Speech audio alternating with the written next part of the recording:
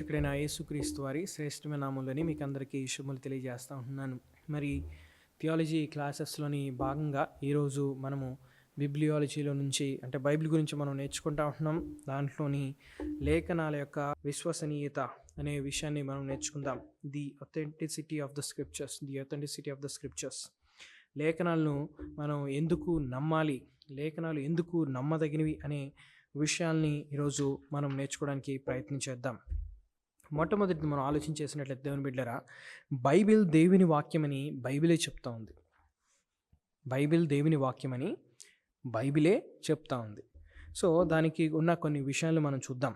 Bible గ్రంథకర్తలు తాము దేవుని పక్షంగా మాట్లాడుతున్నారని చెప్పారు.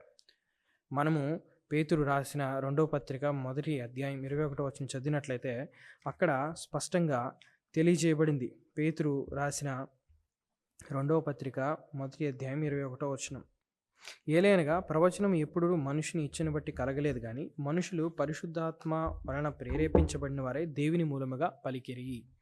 సో ఇక్కడ మనం గుర్తించాల్సిన ఒక విషయం ఏంటంటే దేవుని బిడ్డలారా, తెలుసుకోవాల్సిన ఒక సత్యం ఏంటంటే బైబిల్ దేవుని వాక్యమని దేవుడే చెప్తా ఉంటున్నాడు. పేతురు దాన్ని ఇక్కడ తెలియజేస్తూ ఉంటున్నాడు.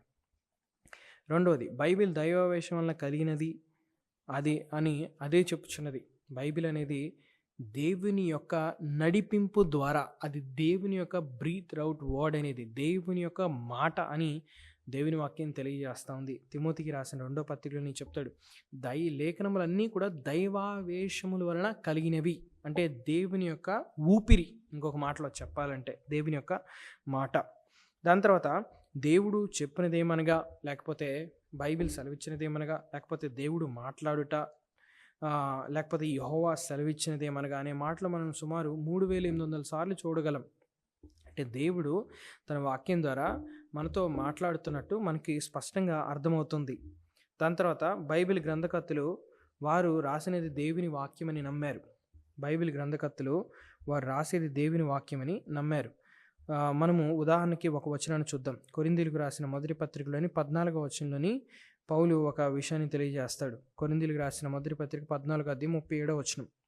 ఇక్కడ ఏం చెప్తాడంటే, ఎవడైనను తాను ప్రవక్త అని ఆత్మ సంబంధి అని తలంచుకునే యెడల నేను మీకు రాయించినవి ప్రభువు యొక్క ఆజ్ఞలని అతడు దృఢముగా తెలుసుకున్నవాళ్ళు. పౌలు ఏమంటున్నాడంటే, ఆయన రాసే మాటలు అవి దేవుని యొక్క ఆజ్ఞలు, దేవుడు చెప్తున్న విషయాలు, దేవుడు ఆజ్ఞాపిస్తున్న విషయాలని చెప్పేసి పౌలు తెలియజేస్తూ ఉన్నాడు.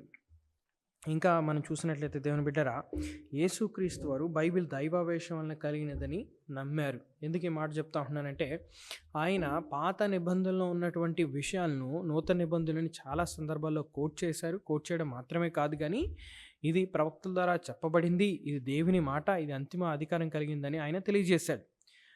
మరి ఉదాహరణకు, మరి ఎప్పుడైతే ఆయన శోధించబడతా ఉన్నాడో సాతాను చేత, అప్పుడు ఆయన ఏమన్నాడంటే, ఇది రాయబడును, ఇది వాక్యంలో రాయబడును అని చెప్పేసి పాత నిబంధనలో ఉన్న విషయాలను కోట్ చేశాడు.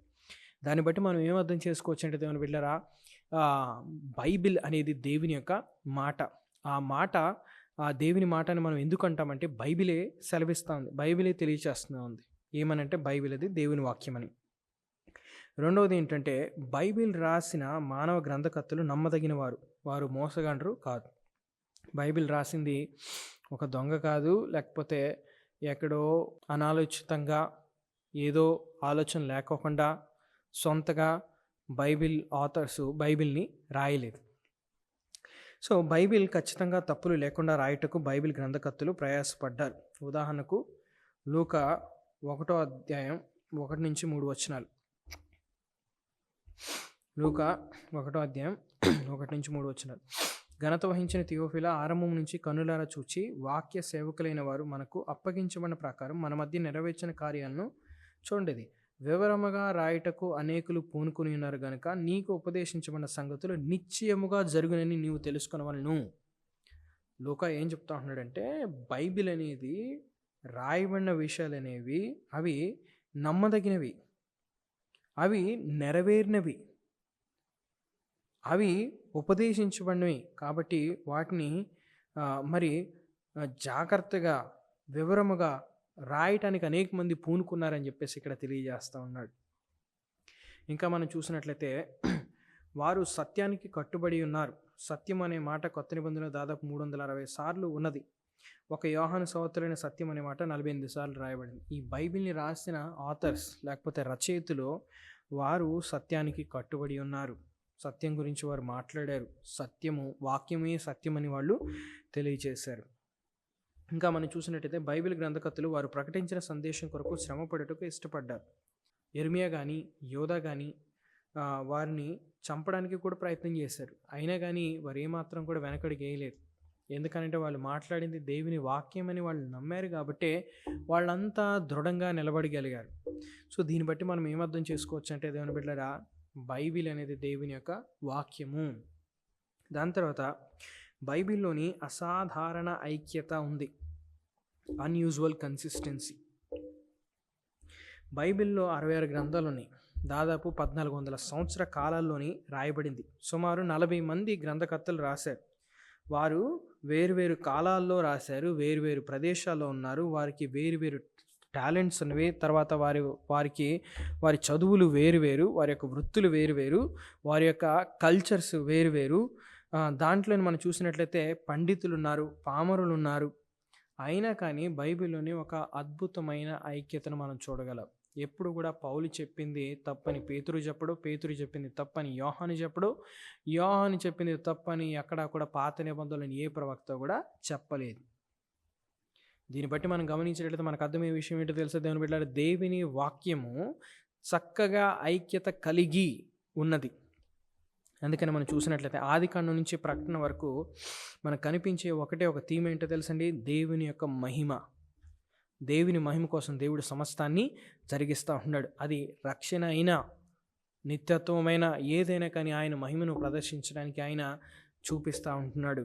ఇంకోటి మనం చూసినట్లయితే బైబిల్కి అంతకి కూడా సెంటర్ ఎవరంటే మనం చూసినట్లయితే యేసుక్రీస్తు వారు. లోకాసువార్త 24:27 వచనంలో ఆయన చెప్తాడు ఏమనంటే, పాత నిబంధనలన్నీ కూడా నా గురించి అవి నన్ను పాయింట్అవుట్ చేస్తానని చెప్పేసి యేసుక్రీస్తు వారు చూపిస్తారు. అక్కడ వారికి శిష్యులకు తెలియజేస్తారు. దాని తర్వాత మనం చూసినట్లయితే బైబిల్ అంతట్లో ఒకటే సందేశం ఉంది.